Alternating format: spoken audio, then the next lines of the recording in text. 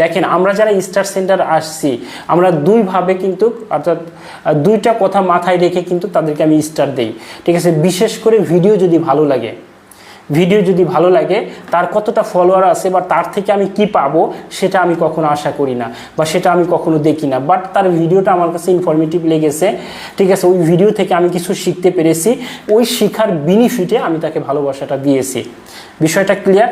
আর একটা জায়গায় আমরা স্টারটা দিই, সেটা হচ্ছে কি কিছু কিছু জায়গায় স্টার দিলে সেখান থেকে বেশ কিছু ফলোয়ার কিন্তু আমাদের গেইন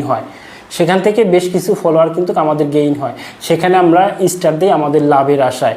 ওখানে আমরা কিন্তু দেখি না যে তার ভিডিওটা কীরকম হয়েছে না হয়েছে, ঠিক আছে। এমনও ভিডিও আছে যে কিচ্ছু না, সাইমাতা কিচ্ছু শেখা যায় না, বাট তাকে মানুষ ফলো করছে বা তার ভিডিও দেখছে, কারণ তার রিচটা বেশি, ঠিক আছে। ফেসবুক রিচেবল করছে। কিছু কিছু ভিডিও আছে দেখবেন যে ভিডিওতে মানে শেখার মতো কিচ্ছু নেই, বাট ওই ভিডিওটা কিন্তু ফেসবুক রিচেবল করে দিয়েছে, অনেক ভিউ হয়েছে বা অনেক কমেন্ট পড়েছে, স্টার সেন্টারে এসে ওখানে মানে ফুল দিয়েছে, ভালোবাসা দিয়েছে, কিন্তু ভিডিওর খাতিরে কিন্তু দেয়নি। ভিডিও থেকে যে শিখেছে কিছু, এরকম কোনো কিছুই নেই, ঠিক আছে। জাস্ট ওই মানে সিস্টেমে পড়ে গেছে,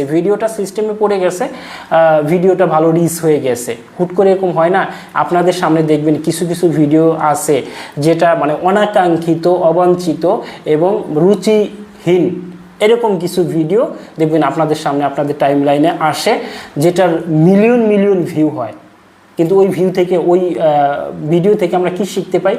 0%, কিচ্ছু শিখতে পাই না। বিষয়টা বুঝতে পারছেন তো? ভিউ হচ্ছে, কমেন্ট পড়ছে, ওখানে স্টার দিচ্ছে শুধুমাত্র ফলোয়ার গেইন করার আশায়।